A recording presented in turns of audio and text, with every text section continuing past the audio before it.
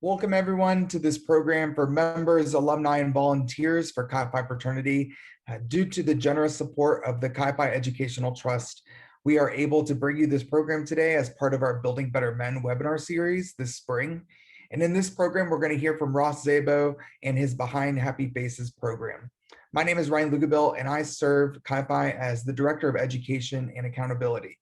Before we begin, I want to go over a few logistical pieces for today's program. So please note that when you registered, you should have received 2 audio options for the program, either through your computer speakers or by dialing in. So if you experience any audio issues, try launching the other audio option. You could also submit questions through the Q&A feature on Zoom. Some questions might be addressed throughout the program, but we will have time at the end specifically for question and answer. Ross is the wellness director for the Geffen Academy at UCLA and the CEO of the Human Power Project, a company created who makes cutting edge mental health curriculum. He's an award-winning speaker, author, and consultant. Ross was the director of the National Mental Health Awareness Campaign for 8 years. And in that time, he spoke to over 1 million people and wrote a book titled Behind Happy Faces. After 8 years on the road, he burnt out. And so he did what anyone else would do when they're exhausted. He joined the Peace Corps. Ross served in Botswana for 2 years, and when he came home, he decided to start his own company to create mental health curriculum for people of all ages. His first curriculum, also titled Behind Happy Faces, is being used by well over 200,000 students across the world. He's a social pioneer who has led the youth mental health movement, a blogger for the Huffington Post, a former mall model, and he knows how to track lions by watching the movements of other animals. Today, he's here to talk to us about mental health. Get ready to laugh and think about change. Please join me in welcoming Ross Zabo. Hey, what's up, everybody? So good to be with you tonight. Thank you for having me and having this conversation about mental health. Mental health has been such a huge topic for so long, but during this pandemic, it has been especially a big focus for everyone. So I'm excited to be here and to talk about what you can do in your organization to focus on mental health and support each other. I'm going to share my screen and a presentation now. Feel free to adjust your screens however you need. We will use the chat a little bit for me to ask you some questions as well, so get ready for that. The biggest challenge I have whenever I say I'm going to talk about mental health is that as soon as I say those words together, just mental health, a lot of people have different ideas of what those words mean. So like if you Google image mental health, these are some of the images you find. So as you look at the screen, you have celebrity breakdowns, people looking angry, sad, lonely, scared, school shootings, mass murders, pictures of the brain, all kinds of things. And the biggest challenge I have is that when most people hear the words mental health, they immediately think of a person who has a problem. They immediately think of someone who has a diagnosis, someone who went through something, somebody who has something wrong with them. But the actual definition of mental health is not having a problem. The actual definition of mental health is how you address the challenges in your lives. So when you think about physical health, none of you tend to think about like death, dying, diabetes, cancer. When you hear physical health, you tend to think of supportive, proactive, preventative ways to build your body. Your mental health is similar to your physical health. When you want to work on your mental health, you have to think about how you communicate, what your relationships are like, what the coping skills you build are, and how you can build your mind. So for the purpose of this presentation, for the rest of your lives, I hope when you hear the words mental health, you think about it from the perspective of, oh, that's how I take care of myself, much like you do when you hear the words physical health. A lot of people always look at me and they wonder like, okay, but how did this guy become a spokesperson for mental health? He doesn't look like he has a lot of problems or issues. And in that regard, in some ways, I really am kind of the perfect spokesperson for mental health because so many of us hide it. What we're going to do tonight is I'm going to share with you some of the biggest mental health issues affecting people today. I'm going to share with you my personal story. I have a really intense personal story. I went through a lot of trauma as a kid, and then I was diagnosed with bipolar disorder. at age 16. When I was 17, I was hospitalized for attempting to take my own life as a senior in high school. Eventually, I got out of the hospital, went back to high school, graduated, went to college for 2 months, had a major relapse with bipolar disorder, was hospitalized again, came home and was took a year off from college, went to a local college from my house for 3 semesters. I really just kind of battled extreme substance abuse and mental health for the next 4 years until I was able to find a way to start managing my mental health. I don't share my personal story with you to scare you. I would never want any of you to be like, oh man, Ross's life really sucked. I guess I'll just go to sleep now. Like, that's not why we're here tonight.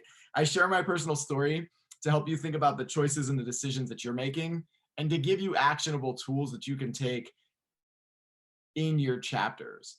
After I do that, I am going to share with you, just some things you can keep in mind to take care of your mental health during the pandemic and after the pandemic as we come out of this. But this presentation is more of a conversation about mental health. It's super informal. It's meant to really engage you. And I'll leave some time for question and answers at the end. I always like to begin this presentation with some statistics. The statistics around this issue are pretty overwhelming. 20 to 25% of all college students have a diagnosable mental health disorder. That could be 20 to 25% of your chapter, your friendships, your campuses. Suicide is the second leading cause of death for college students. The suicide rate in college men is much higher than the suicide rate in college women. College-aged men experience higher rates of substance abuse, isolation, loneliness. They're more often perpetrators of violence. Young men are also more likely to live at home into their 30s. Young men are getting less bachelor degrees, master degrees, doctorate degrees. There's a lot of issues out there with young men currently. And what's fascinating to me is all of you know this. Like, since you've been in middle school, a lot of you have heard about how messed up your mental health is. The challenge is that no one actually teaches you what to do about it. And so the main purpose of tonight's presentation is to stop telling you how messed up you are and start teaching you some skills that you can use to actually address it. The one statistic that is the most relevant to me, and the whole reason I actually started speaking, is that over 50% of young people don't seek help for their mental health. And the rate of young men not seeking help is much higher than the rate of young women. So I always like to start this presentation with this question: why? Why is it that all of you on this webinar tonight know someone who's experiencing some kind of mental health challenge, but we still have over 50% of young people not seeking help and a high percentage of men not seeking help? So I was hoping you could use the chat and just type in some answers about why people don't seek help or talk about their mental health.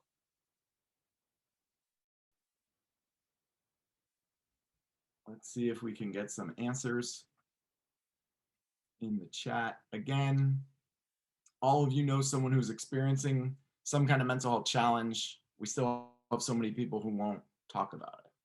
So fear of the stigma surrounding mental health disorders, definitely. They're scared they'll be the only one. They don't believe their mental health is as serious as others' cases, so they shouldn't use those resources, definitely. They see it as unmanly in society. Yep. Be a man is always the first response to any man who tries to speak about his problems. I think a lot of times people think it's a sign of weakness. Why don't you suck it up? Why don't you deal with it on your own? I think another deeper issue too is a lot of young males, myself included, don't have someone they feel like they can trust. By middle school, your trust has been burned by someone. You tend to start shutting down and not talking about things. I think some other reasons are it's a lot more acceptable to self-medicate with drugs or alcohol than it is to actually sit down and cry and talk about emotions. So that's what a lot of people tend to do. The reason I start with this question is because this really is step A. If you really want to make a difference in your chapters, in your friendships, in your families, you have to start with this question of why don't we talk about it? What is stopping us? And then you have to break down those barriers, help people feel more comfortable, compare mental health to physical health, let people know that it actually takes more strength to talk about your mental health than it does to hide it. But really, this is step A. I had access to some of the best mental health treatment in the country, and I wasn't compliant with that treatment because I felt stupid, weird, weak, embarrassed, ashamed, I thought I should suck it up. I thought my problems should go away on their own. And I wasn't actually able to get help until I was able to get past all of the barriers that you're mentioning. So as a fraternity, and I'm a brother of Pi Kappa Phi, you're in a unique position to really have these conversations and to teach about mental health the same way you would teach about physical health or other health issues. And one of the best ways to do that is to start here, start with a definition of mental health, and start breaking down those barriers. What you'll find is once you get people a definition of mental health, and once you start breaking down barriers, is that most people don't have a vocabulary to even talk about mental health. I grew up in a home where no one talked about emotions. I didn't even know how to do it. So we do have to give people a vocabulary. One of the most important things you can do is help people understand that there are different categories for mental health challenges. All of you on this call know the difference between a sprained ankle and a broken leg. You know the difference between someone who has cancer and someone who has diabetes. You know the difference between someone who has a cold and someone who has the flu, but we don't do that for our mental health. So it's really important to break mental health into different categories. Everyday challenges are things that affect all of you on an everyday basis. Environmental factors are the home you grew up in, the school you went to, the way you were raised, how that affects your mental health. Significant events are experiences with loss, change, or rejection that impact a person's life. Mental health disorders are anything diagnosable from a mental health professional. Developmental disabilities are disabilities that impact a person before the age of 22 that cause impairment in their life. The reason we need these categories is because some people today are experiencing stress and saying it's an anxiety disorder, and it's not. Other people go through a breakup and say it's the same thing as clinical depression. It's not. And so we need these categories to make more sense of things. The other thing we need to do is really change the way we frame mental health. When a lot of people think of a mental health spectrum, they think of this. So on one side, you have people who are sane or without mental health disorders. In the middle, you have people with mild mental health disorders. And on the far end, you have people with severe mental health disorders. This spectrum is broken for two really big reasons. Number one, you can have a severe mental health disorder like I do and be sane at the same time. So if you're on two places of the same spectrum, the spectrum's not working. The more dangerous thing that this spectrum does is it promotes the idea that these people need help and these people are okay. We don't do this with physical health. Like the advice you get from a young age with physical health is not, hey, you don't need to eat healthily until you get diabetes. Or like, hey, listen, you really don't need to exercise until you get cancer. Like we don't do that with physical health, and we do it with mental health. So it's time to switch the spectrum that we use to something that's much more understandable. I like this spectrum. I define balance as you being able to do the things you typically do. Somebody who's able to balance is just someone who doesn't have to think about their mental health much. They don't have a lot of stress or trauma or triggers. They're able to kind of float through life without thinking about their mental health much. These are the people that I hate most in life, but they exist. So they get a place on the spectrum. Difficult to balance is like, oh, I do have stress. I do have trauma. I am not sleeping, but you're just not doing anything about it. So like those days where you know, like you're stressed out, things are happening, you're really bothered, but you're not doing anything about it. That's when you're kind of difficult to balance. Using help to balance obviously could be somebody who's in therapy, somebody who's on medication, but it could also just be someone who knows that every day of your life you need to exercise, talk to a friend, listen to music, do something to help balance your mental health. You don't need to have a mental health disorder to use help to balance your mental health. Much like you don't need to wait until you have a physical health issue to use help to balance your physical health. Needing constant assistance to balance could be someone who's in a treatment program, like a daily treatment program. It could also be someone though who just went through something so traumatic that you don't want to leave them alone. So like at some point in your college life, one of your friends went through a breakup or someone passed away or something happened and you decided like, hey, I really am going to hang out with this dude until I think he can be alone again. That might have been a night, that might have been a couple days, might have been a week or two, but this is a pretty common place to be. And then the last place on the spectrum is not able to balance. And that could be someone who's suicidal, but it could also be someone who just went through something so severe that no matter what they try, they can't balance their mental health. When my dad passed away, it's still to this day one of the like worst things I've ever been through. Probably the worst thing I've ever been through. I went from being someone who uses help to balance to not being able to balance my mental health in seconds. And due to the grief of losing my dad, I wasn't able to balance my mental health for months, 4 to 5 months at a time. It didn't matter if someone was around me. It didn't matter if I exercised, went to therapy, used treatment, whatever it was. I just wasn't able to balance my mental health. The reason I think we need to move to this kind of spectrum and framing of mental health is, if you think about it, when all of you see someone who exercises or works out, who uses help for their physical health, we tend to celebrate that person. We're like, oh man, good for them. Like they're working out. Maybe I should do that. We need to get to a place where it's the same view for mental health, where when we see someone taking care of their mental health, we normalize it and we say good for them, as opposed to judging them or viewing them differently.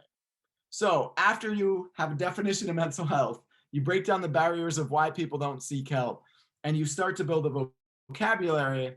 The next step is to address some really big mental health issues that are happening. And the biggest mental health issue that's happening in our society today is that most people today are having a competition to see who can be more stressed out. And so the way this looks is one person says to another person, yo, I didn't sleep last night. I have a test I have to take. I have a paper I have to write. I'm not going to sleep tonight. My life is really stressful. And the next person, instead of being like, yo, that sucks, is like, no, I have 2 tests. I have 3 papers. I have a job. I have to feed my family. I'm the, leader of this organization. Like, my life is harder than your life. If you are having a competition to see who could be more stressed out, please know this is a competition that no one actually wins. You don't win a car. You don't win ice cream. You win by being the most burned out person you know. And what this comes down to is that there's a huge difference between good stress and bad stress. Good stress motivates you, activates your fight or flight mechanism for a short time, helps you get tasks done. Bad stress debilitates you. It overwhelms you. It's body aches, insomnia, headaches. It activates your fight or flight mechanism for a really long time and makes you incapable of doing things. The challenge is, when I say just the word stress to all of you on this call, how many of you immediately think of good stress? Probably no one. How many of you immediately think of bad stress? Probably everyone. And the younger that you are, when you start framing all stress as being bad, the more it leads to physical and mental health issues. So understanding how stress impacts you, having a vocabulary, having a definition of mental health, breaking down those barriers are all important steps, because your brain doesn't fully mature until around age 25. What they found with young males' brains is that they fully mature between the ages of 25 and 28. Young women's brains mature quicker. That's not news to any of us. We've talked to young women and been like, that sounds like a much more responsible decision than the one I would have made. The main reason young women's brains mature faster is because they enter puberty quicker. I don't know that that's a race that anyone wants to win. I have a picture here of your brain as a fully connected computer machine operating on all cylinders. The reality is your brain doesn't look like this before age 25. It looks more like this. It's wiring itself. It's forming connections. It's forming patterns. It's forming habits. It's forming coping mechanisms. It's forming the internal voice that you use inside your head. So for this reason alone, mental health is not something you do just when you have a problem. It's not something you try just when something's wrong. It's something that you have to wire and build and foster and grow, like your physical health. And the reality is, mental health should be a part of brotherhood. It should be a part of your values. When any of your brothers break their leg, all of you know to kind of rally around him, help him carry his books, help him get to campus, help him do things. We don't do the same thing for mental health. When we have a brother who kind of lingers a little too long after a breakup or drinks a little too much after something else, we don't know how to support them.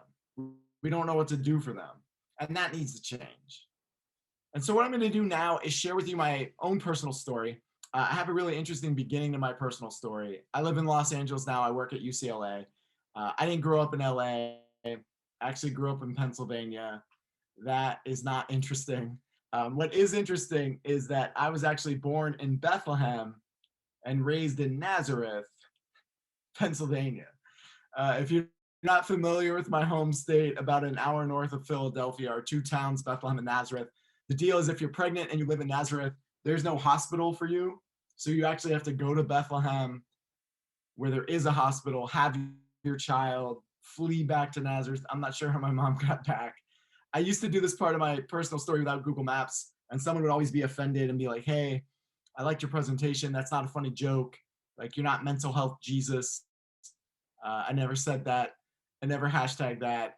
Pennsylvania has really weird town names. An hour south of Bethlehem, on one road, you can drive through Intercourse, Middlesex, Virginville, and Blue Ball, Pennsylvania. Yes, Blue Ball's next to Virginville. I think if you were going to drive that road, you might want to drive it reverse. I'm not sure. I share this with you because you're like, wait, why is he telling us all of this? This is where my mental health issues started. And I would like to blame the people who named these towns because I feel like it really affected my mental health. Any story about mental health starts with a photo of a family. This is a really amazing kind of mid 1980s photo of my family. I love this photo for a lot of reasons. Number one, my parents had an actual conversation that went something like this, like, hey, what do you want to wear for our first family photo? I know, how about matching track jumpsuits and turtlenecks? In this photo, I'm the baby being held by my dad. I have an oldest brother who's 7 years older than me, a middle brother who's 2.5 years older than me. And what I love about family photos is as you look at this photo, you can project your own emotions into this, but you have no idea what the stories are of the people in this photo. Like, as you look at this photo, you'd never know that my dad grew up in a home with a classic 1950s alcoholic father, that my dad was never hugged. He was never told he was loved. He never had a friend visit him. He never had a birthday party. He didn't have any support outside of the home. And he was often a survivor of extreme physical abuse, much like his brother, his sister, and his mom. As you look at this photo, you never know that my mom grew up in a home with two parents who had alcoholism and a mother who had a severe anxiety disorder. So my mom's home life was just never stable. Sometimes it was baking and music and cookies, and sometimes it was just a really dark house. When these two people got together, they did what most parents do, and they said, hey, we want this to be different for our kids. So my dad, who ended up with 3 boys, decided that he would tell us he loved us every day, and he would hug us every day. I can't remember a single sporting event from the time I started playing sports at age 5 until I stopped playing sports that my dad wasn't on the sidelines. I can't remember a single speaking event that was within 350 miles of him when I first started speaking that he wasn't in the front row. My mom did everything she could to make sure our childhood was not her childhood. We had camping trips, road trips, all kinds of fun stuff in my childhood. But the one thing that neither of my parents could control is that on both sides of our family, we have bipolar disorder, depression, anxiety disorders, and addiction. And so even if you are a parent who tries to do things differently, your kids can still be impacted by mental health. And not any parent knows everything they can do to stop that. So my life changed really dramatically when I turned 11. This is me at age 11. What we're doing in this photo is dropping my oldest brother off for his sophomore year at the University of Pennsylvania, the Ivy League college in Philadelphia. My oldest brother is really book smart. I want to emphasize book smart because outside of books, he's not really capable of much, but he is really book smart. He's so book smart that he actually graduated high school when he was 16 and went to the University of Pennsylvania to major in physics as a 16-year-old.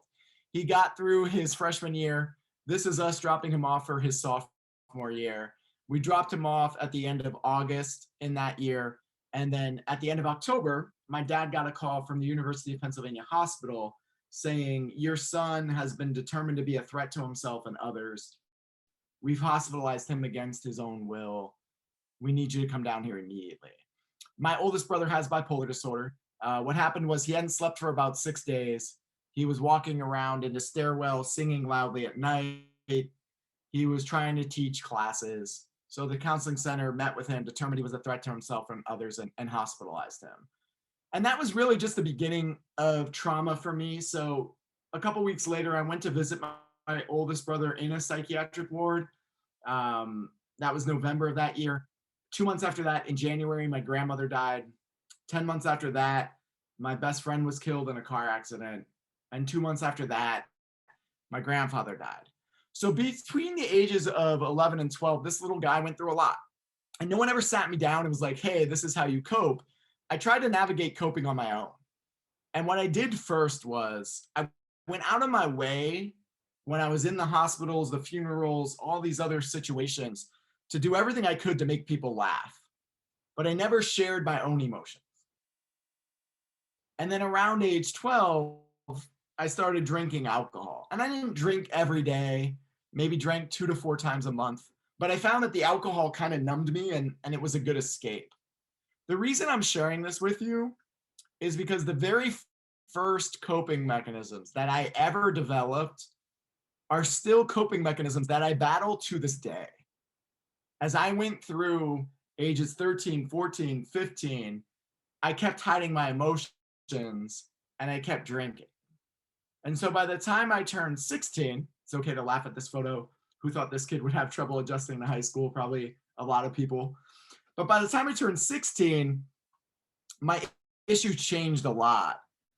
And I went from just being a kid struggling with emotions to having clear symptoms of bipolar disorder. I wouldn't sleep for 4 or 5 days in a row, but I wasn't tired. I'd have mood swings, violent mood swings, where I had no energy and couldn't get out of bed. And then I would just get really angry and really violent. And because my mind was going through so much, I just wanted to shut it down.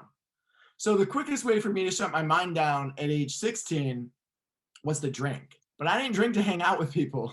I drank to shut my mind down. So I drink a case of beer and pass out.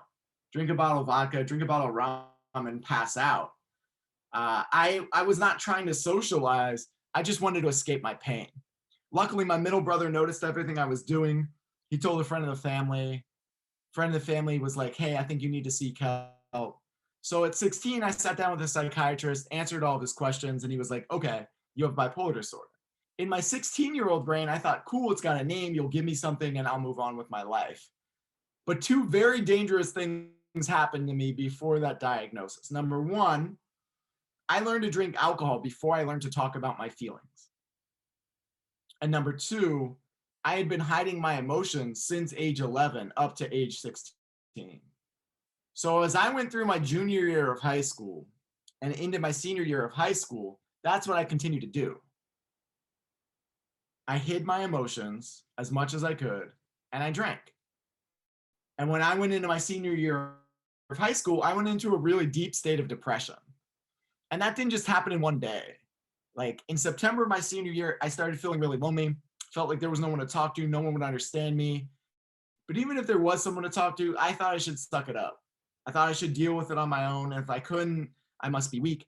But more importantly, I always thought like, hey, one day I'll wake up and this loneliness will just go away. It didn't. And there's a huge difference between a person who feels depressed or upset or sad and a person who actually has clinical depression. When someone feels depressed or upset or sad, those are things that have an identifiable cause. So you go through a breakup, a death, a divorce, you can be depressed or upset or sad, but you know why. The opposite of feeling depressed is happiness. When you have depression, you don't have an identifiable cause. Everything sucks, everything hurts, and you don't know why. You lay in bed and sleep all day. You stop doing things you enjoy. You stop taking care of yourself. You may have thoughts of death or suicide, and the symptoms last for weeks or more. The opposite of depression is vitality. It's having the energy to get out of bed to do anything. And this is what was happening to me in my senior year. In November of my senior year, I started feeling alone. I started having thoughts of death, thoughts of suicide. And that built to the point where I was thinking about suicide and death 24 hours a day, 7 days a week. But again, I didn't talk about it. For 2 months of my senior year, anytime I was alone, I was crying. And anytime I was in front of people, I put on my happy face. I made everyone laugh. I made everyone smile. And then I came home and I either cried myself to sleep or I didn't sleep at all. I honestly believed that one day I would wake up and I would just want to live again. But unfortunately, that day never came. And on January 5th of my senior year of high school, I was hospitalized for attempting to take my own life. But nothing happened that day. I went to school like I always did, had a basketball game that night, playing the game, we won the game. I went to a restaurant with my friends to celebrate like we always did. And on the way home from that restaurant, I decided that I no longer wanted to live. The scariest part about that is that I didn't want to die. So people always ask me like, hey, why'd you try and kill yourself if you didn't want to die? I didn't want to die. I just couldn't handle living the way I was living anymore. And taking my own life was a way out of that pain. I thought I was a burden to others. I thought everyone else would be better off without me. So what happened that night was I came home from that restaurant, attempted to take my own life. I was rushed to the hospital. When I got to the hospital, they gave me a tranquilizer. And I woke up like 24 hours later with no drawstrings in my sweatshirt, no shoelaces in my shoes, no sheets on my bed, someone watching me 24 hours a day. A couple days after that, we group therapy. Everyone had to stand up and talk about the reasons why they were in that hospital. And so the stories before mine were filled with really traumatic things. And then they came to me, they asked me why I was there, and I honestly didn't know what to say. I was 17. I never imagined I'd be in a psychiatric ward. And they said, if you don't know why you're here, can you at least tell us about your life? And I was like, oh yeah, I can do that. My name's Ross. I'm president of my class. I played varsity basketball for 3 years. I'm a member of SAD and peer helper. I volunteered 5 years to the Special Olympics. I attended the National Youth Leadership Forum. I have a 3.8 GPA, and I stopped. And I felt really stupid because the life I was describing was my external life. It was my college resume. It was the life that everybody else saw, but it wasn't a life that I lived. If I want to talk about the life that I lived, I should have stood up and said, hi, my name's Ross, and I hate myself. And I hate myself so much, I'm willing to binge drink and drive. I don't think anyone should care about me. I didn't say that. And the point of this part of my story is not actually about me. It's about all of you. Because how many people do you know who have an external life that everybody sees and an internal life that's completely different? A lot of us do that. When we join our organizations, we tend to lead with our external lives. We introduce people and focus on our external lives. But our whole experience in our organizations and about brotherhood should be internal. We should have understanding. We should have care. We should have connection. We should have belonging. But we tend to hide that and find it out later. So I really want you to think about your internal life and what you can do to express it more. What you can do to make your experience in your organization more authentic instead of just focused on roasting each other or that external experience. I was in this hospital for a while. Eventually I got out. I went back to high school, had some really terrible experiences with people calling me a psycho and crazy. Decided to start sharing my story about bipolar disorder while I was a senior in high school. And when I did that, I learned that like the more you share your story, the more it opens other people to sharing their stories. Graduated from high school, went to American University in Washington, D.C. 2 months into my freshman year, had a major relapse, had to go home, was hospitalized again, took a year off from college, went to a local college near my house for 3 semesters, took another year off. Eventually, I returned to American University 4 years after my original freshman year. Got back down there on the outside. Again, I was amazing, giving school tours, having an internship, high GPA. But on the inside, not only was I a mess, I was more of a mess than when I was 18 because I never stopped drinking and my tolerance got higher. So in November of that first semester back, one night I went to a formal, pre-gamed before the formal with way too many shots. Went to the formal, drank after the formal. And that night I passed out for 22 hours. This was not uncommon for me. I used to binge drink so much that I'd pass out for 14 hours, 12 hours. 22 was obviously the most. When I woke up the next morning, I looked in the mirror and I started crying. And I said to myself, all right, you're either going to continue this and you're going to die, or you're going to have to change. That night at age 22 truly was my rock bottom moment. It was the first night that I accepted having anything wrong. It was the first night that I admitted like I needed help. And the journey from that point on is really challenging. Like, it's good to admit and accept that you need help, but I hated myself. I hated myself more than anything any of you could imagine.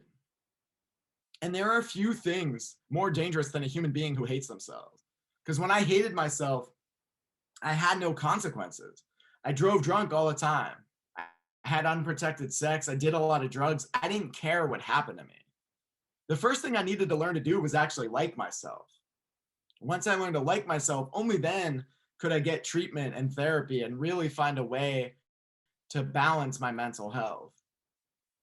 After a few years, I graduated from American University. I went into the fancy career you heard about in my introduction. But obviously, I have to work on my mental health every single day. I never chose to have bipolar disorder. I never chose to have the trauma and difficult situations of my past. But what I learned is I could choose to change the way I cope with it. I could stop drinking. I could start expressing myself by talking to my friends, my family. I could start being vulnerable and opening up. And it takes all of those things to find a way to balance your mental health. The one thing all of us have in common on this call is none of you ever chose to go through anything difficult. You didn't choose to go through loss or change or rejection. You didn't choose to go through this pandemic, but there are things you can do to deal with it. Mental health in this pandemic has really deteriorated. There are higher rates of anxiety, higher rates of depression. There are more people feeling isolated and lonely, much higher rates of suicidal ideation. So I want to take the last few moments here to talk about some skills you can use as we start to come out of this pandemic to take care of your mental health. The first thing is, as people think about their mental health, they tend to lump everything into one bucket. So they think about remote learning, things being canceled, not being able to see their friends, having an uncertain future, not knowing what their senior year is going to be like, all those things. And they put it in one place and then they're drowning in it because they can't cope with it. One of the most important things you can do is separate your causes of stress into different buckets and then address the one that is most full. So if missing seeing people is the biggest cause of stress in your life, address that separately from having things being canceled, from having uncertainty, from not being able to do the things you like to do. When we put everything in one bucket, it's just too much. So separate it into different causes and address the one that's most pressing. The next thing you can do is really focus on the things that you can control. There's so many things happening in our lives right now that we cannot control. It's really beneficial for you to focus on what you can control. So, some things that you can control. One, feel your feelings. During this pandemic, there has been a ridiculous amount of toxic positivity. And what that sounds like is someone expresses that they're upset and the other person just tries to fix it right away. So somebody could be like, man, this really sucks. And somebody could be like, it could be worse. Or somebody's like, man, I'm really sad today. And they're like, other people have it much worse than you do. So like, feel your feelings. If you're angry, if you're pissed off, if you're upset, our society right now is not encouraging men to like be able to express themselves. Express yourself. Vent. Get those feelings out. If you don't vent, you can't identify what's wrong, and your emotions come out in substances and abuse and other things like that. You can still control the people that you talk to. I've been shocked in talking to fraternity brothers throughout the pandemic who just lost touch with the people that they actually care about. And then when I ask, like, well, did you reach out to them? They're like, no. You can reach out to them. Obviously, one of the biggest places for dudes to connect has been gaming. Like, you know, just checking in while you're playing Call of Duty or whatever else you're playing and chatting. That's like a natural, familiar place to check in. Do it. You can control having a to-do list. Having a to-do list gives your brain more options to check things off a list and like feel like you're accomplishing things. You can control the content you consume. You might have to delete social media. You might have have to stop watching the news. All those things are just there to stress you out and to make you feel worse. So turn them off. And the last thing you can control is the way you treat yourself. All of you on this call have an internal voice. All of you on this call talk to yourselves more than you will ever talk to another human being. And now you might be asking yourself if that's true. It is true. I'm not in your brain. That's just the way this works. What you say to yourself is a much louder voice than what anyone else will ever say to you. In the years of my life that were filled with self-hatred and anger and angst, I heard my voice louder than anyone else's. And so it is really beneficial during this time to use your internal voice to treat yourself like you would a friend and to not beat yourself up. And the last thing you can do is find ways to talk to your brothers or your friends or your family about their mental health. If you're concerned about someone and you don't know exactly what to do, I am going to give you some tips on how you can approach them.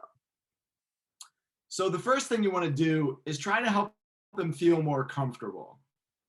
There's never going to be a time in your life where you approach someone and you're like, hey, I think you have a lot of issues. And then they're like, you're right. I have a lot of issues. Maybe we can talk about them, or like we can go to the counseling center together. Like, that's just never going to happen. Usually when you approach someone about their mental health, they become really defensive and they say, I'm fine. You don't know me. I'm good. Leave me alone.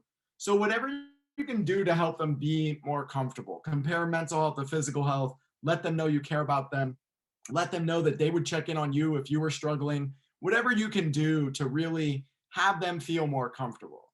Approaching them in a familiar way, like actually talking over video games is actually more comfortable than trying to take them for a walk or do something you've never done. After you can help them feel more comfortable, it's really important to ask open-ended questions.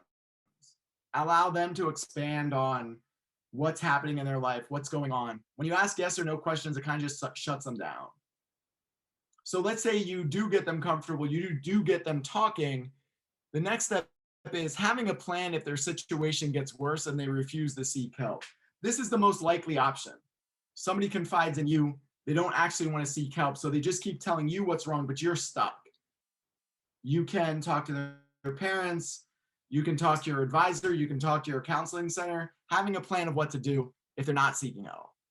The next step is taking care of your own mental health. Much like the oxygen on a plane, you need to be able to breathe to be able to support other people. One of the biggest reasons I see fraternity men's mental health declining is because they are trying to take care of everybody else's mental health. You need to be able to take care of yourself in order to do that. And then the last step is remembering that you're not a therapist. If you were ever walking with a brother and he fell and broke his leg, none of you would say, stay here, and then like go to a pharmacy and come back with a way to treat their leg. All of you would call 911. But you don't draw those same boundaries with mental health. A lot of you will stay up until 6 a.m. texting all night about a brother's feelings or a dude's emotions. At some point, you need to realize like their feelings are like a broken leg, and the only person who can help them is a professional.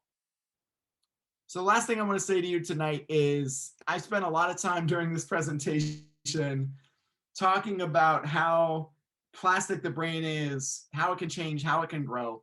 I want to share one more part of my personal story that I think is really relevant. When I turned 21 years old, my parents took me out for a birthday dinner. That was a pretty standard birthday dinner. We went to a restaurant, we sat down, we ordered appetizers, server walked away. And then both of my parents started crying. And that was not standard. I'd actually only ever seen my dad cry once before this. My mom never cries. So now I'm sitting at my birthday, like really confused. And so I turned to my parents and I'm like, hey, why are you guys crying? And my dad looked back at me through those kind of like choked up, bawling, like deep breaths. And he said to me, we didn't think that you would live to be 21. I gave my parents a lot of reasons to not think that I would live to be 21, but I did. I can't tell you how many hands I've held, how many people I've hugged, how many tears I've seen from friends and family members who had someone who didn't live to be 21. 5 years ago, I lost my own cousin to an opiate overdose. He was 23. I share all this to remind you that you only have one life. You only have one chance. And this is it. And most of us go through a checklist of things we have to do every day. And then at the end of that checklist, we go to our own place of comfort, our own place of peace. For some of you, that place of comfort could be a person, could be your room, could be your phone, could be a game, could be a song. It doesn't matter where it is. The next time you're in your place of comfort or in your place of peace, I want you to think about your internal life and how you can express it more. Because it takes more strength to talk about these issues than it does to hide them. It takes more strength to uncover these issues than it does to bury them. Call tonight, have the strength to change your mental health. It's time for you to embrace that power. So tonight, I shared with you a lot of things. I shared with you my personal story. But what I really hope happens after this is that at some point in your life, when you really need to, at some point in your life, when you're really struggling, you find the strength to share your own story. Because you have no idea where your story can take you until you tell it. Thank you very much.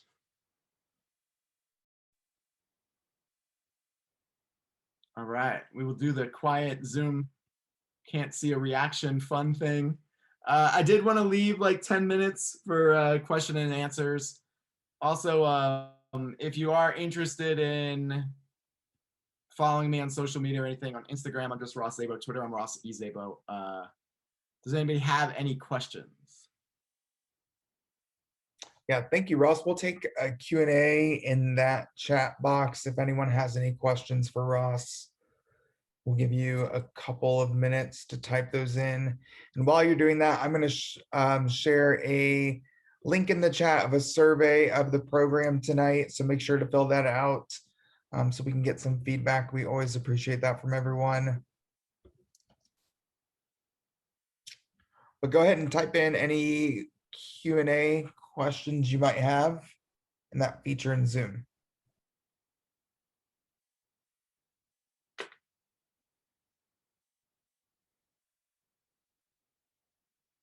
All right, so we have some questions. Is there any resources that are available for us as brothers? Ryan, you might be able to speak to that specifically from Chi-Fi. The resources that are most applicable to you as college students are online. The JED Foundation has some great ones. The Suicide Prevention Lifeline has some great ones. The Crisis Text Line has some great ones. Active Minds has some great resources. There's all kinds of different resources available. Ryan, does Chi-Fi have anything specific for mental health? So we mostly point to whatever the campus resources are as well. And I know that most campuses have really found ways to be more creative with what those look like recently, as we've been so much more of a virtual experience. So that's really where we look most first when there are resources that are necessary around mental health, of just looking to see what the university provides. And then the other national resources that are available that Ross mentioned. So like the JED Foundation is a great place to start as well. And there's also a lot of really great stuff on social media now. There's amazing things on TikTok, Instagram, all over the place for good mental health resources. This next question is, I have a family member who's going through what I can only describe as losing everything. He's gone to jail, gotten a divorce, and all he can think about is how hopeless it all seems now and won't really want to think positively. He's threatened suicide but hasn't attempted, and is also diagnosed as bipolar disorder. How could I really help speak to him and help him? That's a really difficult situation. I think that when somebody's kind of at the end of their rope, the only thing you can really do is tell them you love them, tell them you care about them, tell them you support them. Trying and having them find a sense of purpose is really beneficial. Part of the reason so many people in jail pick up religion is because it is a connection to something bigger than them. Connecting to something bigger than them doesn't just have to be spirituality. It could be volunteerism. It could be their family. It could be all kinds of things. So really talking to them and focusing on ways that they can just find something to connect to is all you can really do. You can't be their therapist. You can't fix them. You can't change this for them, but you can be a support, a constant presence, and a way to just keep checking in with them. Unfortunately, there is no like magic fix or quick fix here, but showing that support, showing up, telling them you love them, that you believe in them, and trying to match them with something that is bigger than them can be beneficial. Any other questions? I think that's probably about it. So, Ross, we truly appreciate your help and providing this program for us tonight. Thank you so much for taking time to chat with Kai about mental health with Behind Happy Faces. Everyone, there will be another webinar again next week. So next Tuesday, April 13th, 8 p.m. Eastern. That one will be on masculinity in fraternity with Dr. Gentry McCreary. I'm dropping in the registration for that one into the chat. If you haven't done so yet, go ahead and click on the link for the survey for this one so that you have that. I'll send out the recording to this after as well. But we appreciate everyone joining us tonight. Again, thank you so much, Ross. But everyone have a good evening. Thanks.